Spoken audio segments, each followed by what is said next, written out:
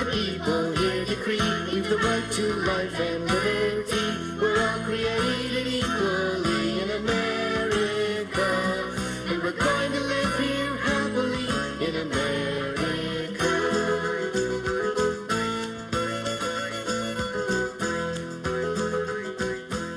Hi, my name's Diane. You're currently watching the Just Kidding Around show. Thank you so much for joining us. Each week we invite a guest from our community, an artisan that introduces us to their hobby, craft. And this week we have a new guest. Hi, Brittany. Hi, I'm Brittany Blackburn. Yes, and Brittany, you make jewelry? Yes, me and my good friend Susanna make jewelry out of stones and metals and different sorts of things that just make us happy and are fun. Oh, great. So before we get started and hear more from Brittany, we're going to look in the camera and say hello to somebody. So I don't know. I'll say hi, Utah. And I'll say hi, James. Hi, Mom, Grandma. So, you know, that was ridiculous for me to say hi to Utah, but maybe not. The truth is, our shows go on to YouTube. So who knows who we're talking to. And hi, Australia. Pardon? Hey, Yeah. that's where my family's from, is Utah. Okay, yes, that's why I said that, because Brittany's from Utah. So actually, hi, Germany. I'll tell you more about that later, because people in Germany might be seeing our show. Do you want to say something in German? Hello, wie geht's? Yeah, wie geht's? So, anyway, how long have you been making jewelry? Personally, I've been making jewelry for probably the last few years. Okay. Since I was a teenager, I've loved to take old jewelry that I had and just disassemble it and turn it into something new. And when I was getting married in July, I had this just a brilliant idea to get just all of this jewelry and just make it for all my bridesmaids. And so I made them charm bracelets and I made them necklaces, and some of them I made some earrings and some other little things. And then I just realized how much I loved it. And my friend was working over at a local jewelry shop, and she said, you know, I make jewelry a lot. Why don't we do something with this? And so she and I just started making jewelry together and decided to take it from a hobby to something that we do sort of on the side. What a kind, compassionate, and sentimental thing to do, because most brides, oh boy, I'm going to be sorry I said this probably, but a lot of brides are very self-centered and they're always thinking about themselves. But to think that you would take the time to make jewelry for your bridesmaids is very kind and sweet. Each one of them has so much value to my life that I didn't have a maid of honor. I had 8 bridesmaids and my husband had 4 groomsmen. And each one of my bridesmaids wore the same dress, looked exactly the same, because they all have so much value to me as a person, and they've all done so much in my life that there's no way that I could say you are the maid of honor. The maid of honor. You are my number one. And so it was just really something that I wanted to say, you know, I love you. Here's how I can say that with, you know, just going all out for you. That is a wonderful thing that you did. So we are actually going to do a craft. We're going to assemble some jewelry today. And if you want, you have permission to set your recorder. Did you know they can do that? Awesome. Yeah. I hope that you guys learned something fun tonight. Oh, good. So you can set your recorder and record what we're doing. But before we do that, can I select a few pieces that I'm especially interested in? Sure, go for it. Okay. I'm thinking this could possibly be a rosary. Yes, I actually handmade that for my husband for Christmas. It's going to be in his stocking, so nobody tell him. But I went and picked out some really special things, and my husband has this really funny thing where he thinks Jesus smells just like sandalwood. So I made all of the pieces out of sandalwood, and then the big, for the mysteries and the Our Father prayers, I made it out of bone so that it was something that was substantial and manly, because most of the time when you find a rosary, they tend to look more girly or they're very small and dainty, and he just wanted something he could have in his pocket and actually feel. So each one of these little clasps that you see here, I hand bent with wire and some pliers, and I added on some loops and just made it for him. That is so loving. No amount of money could buy anything like that. Well, I hope. A homemade rosary made especially for somebody in mind. Wow. I think that there's nothing better to get than something that is just filled with love And that's why, you know, at my house, if you're there, I'm making you food, I'm doing something, because when you do stuff with love, it feels better when you give it to them. May I ask about this heart? What does that mean? So on everything I personally make, I throw on this little heart that says "Made with Love," and it has a little key hole in it.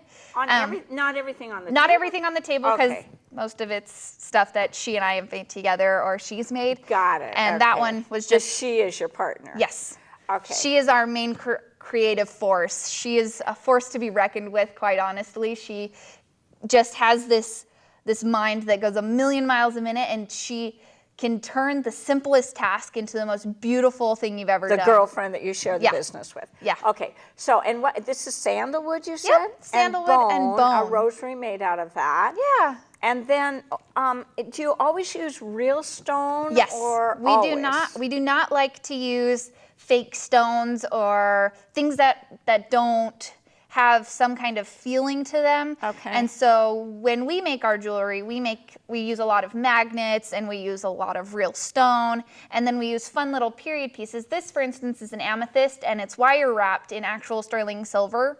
And then it's one of those things that when you actually touch it, you feel it while you're wearing it. It's not something that you forget about. It warms up to your temperature. It doesn't get caught or clanky, and it's just kind of a fun... So it's not synthetic like most of the world. No. So I'm going to ask you this. It's a little off the subject, but it sounds like you think that stones...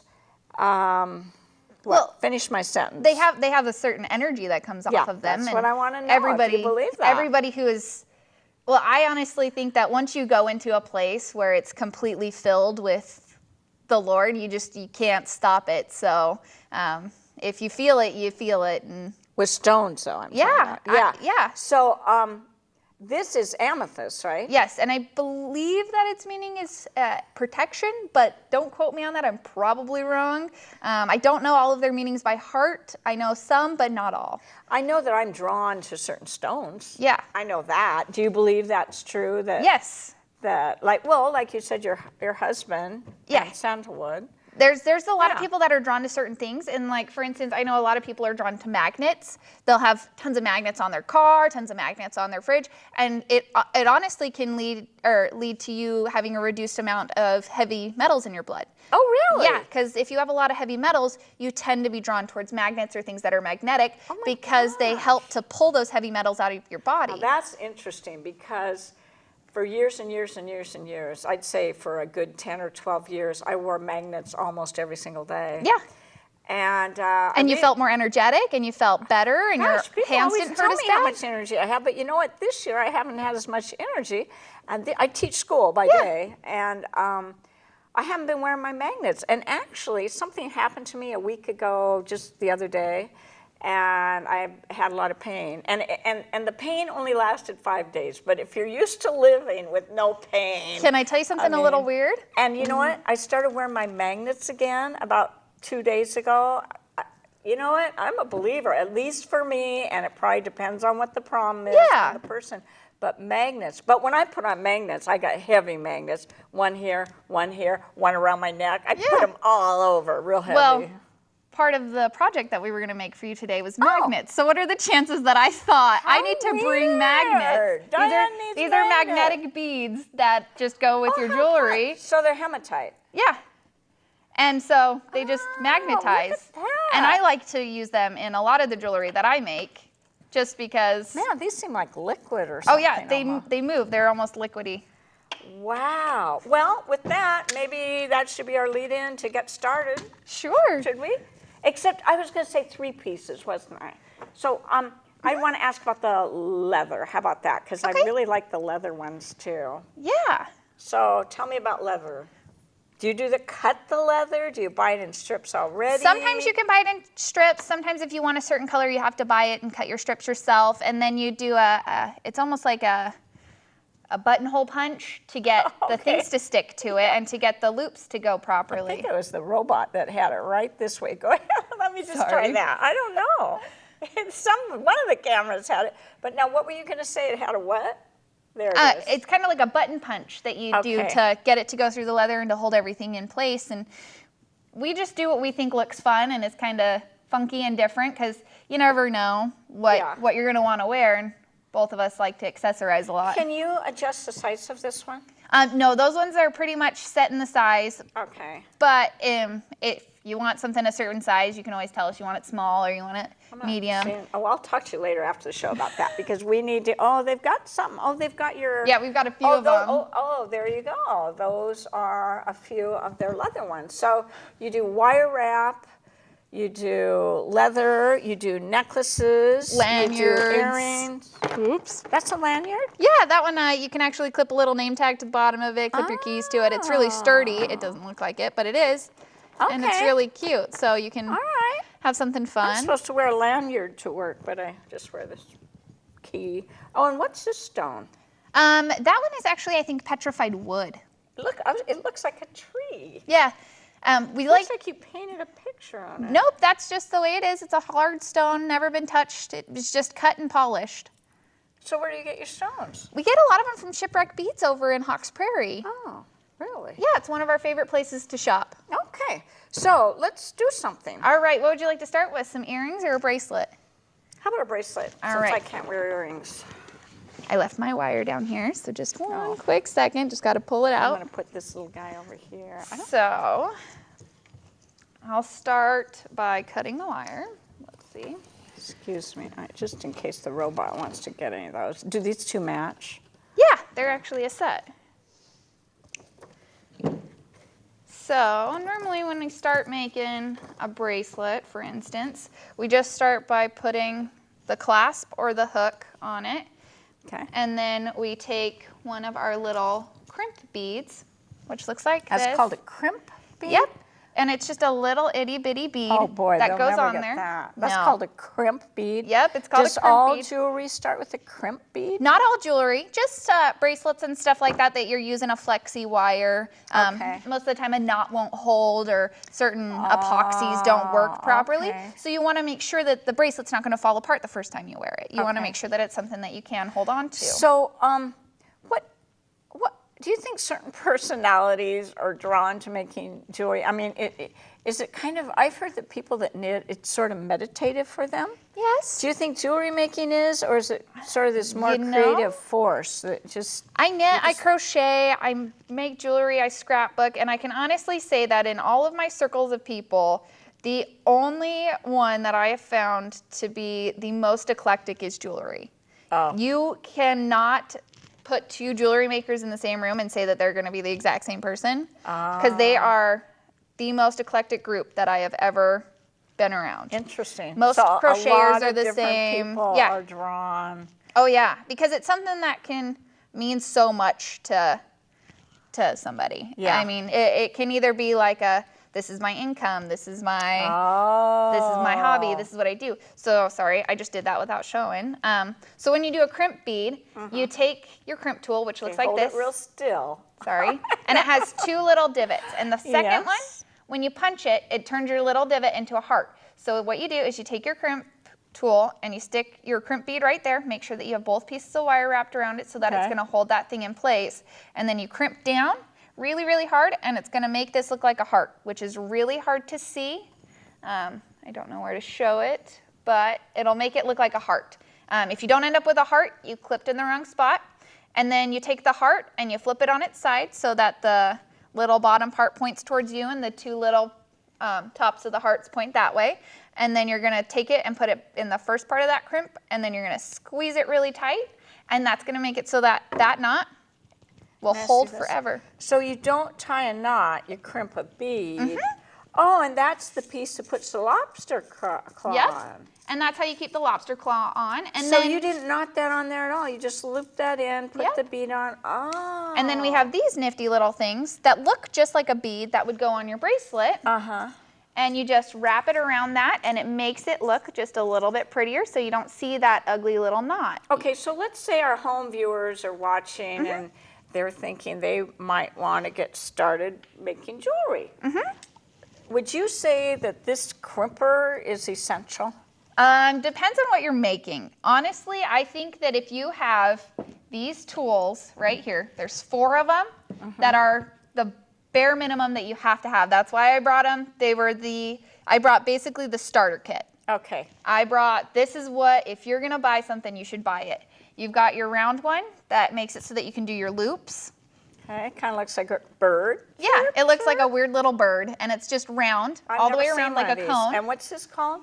I'm not 100% on the name of it. All I know is what it does. Do they come in different sizes? Yes, or they just do one come in size? different sizes based on how big of a loop you're trying to make, how small of a loop you're trying to make. Because if you try to make a loop with something like this that's more flat, your loop's gonna break or fall apart on you, and it's not gonna quite do what you want it to. So this tool makes loops. So like I grab this and I make a loop, right? Yep.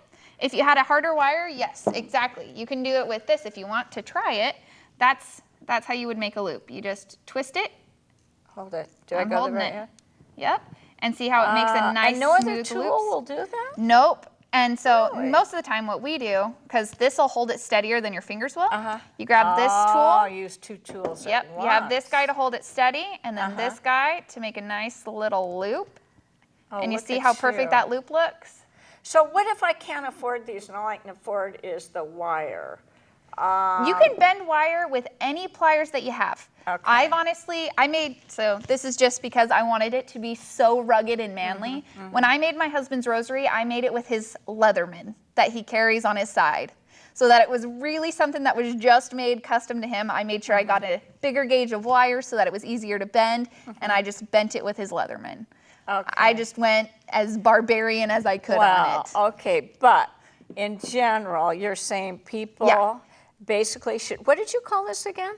I call it a roller because it makes Okay. a perfect loop. So a tool that makes a loop. Yep, and they actually And then come in a this 3-pack. tool- This tool looks like, is a crimper? Is this the crimper? No, the crimper is this guy, Oh, that's the crimper. and it's got the 2 different little loops in it. You can see And them when that's you the close only it. thing it does is crimp? It Yep. does nothing else? So Nope. if I buy this, it only crimps? So And what does this tool do? that is called chain nose plier, and it's just like your basic plier that you get at the hardware store. Oh, okay. So if you already have pliers at home, Yeah. maybe you could substitute And these that. are called round nose pliers, and this is called a side cutters. And those ones are the ones that you use to cut things. Got it. I got that. Okay. But So you crimp this bead on. and then the next thing you do is you grab one of these, and they just look like a bead that has been cut in half. So it looks like a Okay. useless bead, and then you take where you have that kind of ugly crimp that's not going to look like it goes with your bracelet at all, and you put it right in there, and then you take your crimper tool again, and you just crimp it really hard on the same one that you used right there at the end, and you just close it up, and then it looks like a really pretty little bead instead of that crimp. So you can't tell that there's a knot, you can't tell that there's anything. So it smooths everything over. Yeah. So do you have that on all of these? On This one has one. Yeah, that one has one right there at the end. Most bracelets that you buy are gonna have them right there at the ends because And I've never noticed it before. yeah, you'll never notice it because Okay. it looks like a pretty little bead, And now I'll start noticing but it. really what it is just a Covering up. A covering what's up not of so the- pretty. Yeah. Oh, that is really a delicate way. Okay, and then we're going to start. yep. So now we're The ready to start our stringing? bracelet. Okay. So I just made it a really big wire so that you Uh-huh. have plenty of space. And then this is what I do. And you can call me crazy if you want, but I think it's the more fun way to make jewelry. Okay. I just take everything that I was planning on playing with and I put it out on the table. And I say, how do I want this to look? Do I want it to look like it's a super pattern? Do I want it to look a little different? And I always pick out a couple of beads that I'm gonna play with before I start a project. So today I picked my hematite that's magnetic. I love that. and then fun. I picked these ones, which are actual Swarovski crystals. Okay. So they're really pretty. They have a lot of razzle dazzle to them. a lot They're of shine in the lights. yeah, they look like a diamond almost. And so then I'm actually gonna let you do it. I'm gonna show just how easy it is. Okay. So you have your wire. You're started with something that looks just like this. So that's what I did when I picked out my color for the crimp. I matched it to this bead. So now you get to pick your pattern. And I like to lay it out Okay. just because that's how I am. And then if I don't get through the whole pattern, I don't. And if I do, I do. Maybe do one or two of those, do one of those, do a couple of those, that maybe. And then I just start throwing them on. So, So I'm if you gonna want to start string throwing that, them on? yep. I don't. So you just string them. Oh, Easy that one enough. was fine. Yeah, and they'll all be pretty easy. I can't do this little tiny. They're sticking together. Yep, you just got to pull them apart. They are so tiny. Yep, you wouldn't think they'd be so magnetic. And you can always, if you're having a hard time holding the thing still, How about seeing it? you can go like this. I can hold it just fine. And you can put it right in there so that you have the hole perfectly Okay, I'm gonna lined up let you for string you. that one. Okay, I'll string the little ones. You can You string the big little ones. ones. Give me the big one. So, do you think hematite that small makes a difference? Well, it Because I'm telling you, magnetizes to my I wish I would have pliers. brought mine. Mine are really big. I think that They sure stick together. oh yeah, they stick together great. I think that any kind of a magnet helps a little bit. I know that when I wear my magnets, it's much easier for me to string beads. It's much easier for me to type all day. Wow. I'm going but to start wearing my magnets again because, do you know what? I usually don't have any pain. And so when people used to ask me, well, do you think magnets take pain away? And I'd say, well, I don't know. I don't have any pain. But I think it prevented me from having pain. And then when I quit, yeah, you notice it again. well, kind of about 4 months later. Well, So I don't know, maybe it sometimes wasn't you get used to it. And honestly, heavy metals in your blood take a while to build up. build up. So it could be that for that 4 months, your body was still, you know, Doing in the low, it was still okay. okay, and then it started to build up again, and that's when you started to feel You the are pain so again. meant to be in my life. I think it's weird how we even met. It is. I meet a lot of That's people in the weird. oddest In ways. the oddest ways. Do you meet people through your dog? A few people. I met one of our neighbors at our old house. I met you. Okay. Have you ever tried crystals or hematite or any other stone on your dog? No, he honestly would rather eat them. Well, yeah, but if you put a collar on him, do you think, like, what's the stone that's known for relaxing? Her dog's not relaxed. Not even a little bit. He doesn't stop Not moving even even when he close. sleeps. Oh, he's exhausting. No, he's just he's cute. rambunctious. He's cute and beautiful. I have never thought about it. I honestly think that if I wanted a relaxed dog, I would have had a relaxed dog. Well, I have heard of people, like, we live in a condominium together, and there's a man in the condominium that has a dog that's about 16 years old, and it's a big dog, so larger dogs don't live that long. No. And he gave him, not hematite, but that dog was having a lot of pain, and he gave it, do you know, one of the minerals they give to people Zinc. that are in pain, gave it to his dog, and his dog quit limping. Huh. I'll find out what it was. But your dog far from limps. Oh no, my dog doesn't know how to limp, even when he's hurt. No, he's just a busy guy. He is. If he's not running around, he's not happy. Whoops. So what kind of energy do you think? You've got your hematite in here, which will help purify blood. And what do the crystals do? I Boy, don't that's think pretty. that it's not cubic zirconia, that Swarovski crystals Uh-huh. do anything. But other than that, they're just kind of a fun little thing to do. Wow. Well, you know what, Brittany? You are so fun to be with. And I have a hard time saying this, but I think we have to wrap up the show. Well, that's fine. What happened to that half hour? Oh my goodness. So this is how far we got with Brittany the jewelry maker. And I want to thank you for coming on the show Well, thank you for having me. and sharing your stones and your talent. Will you come back again sometime? Anytime you want. All right. Thank you very much.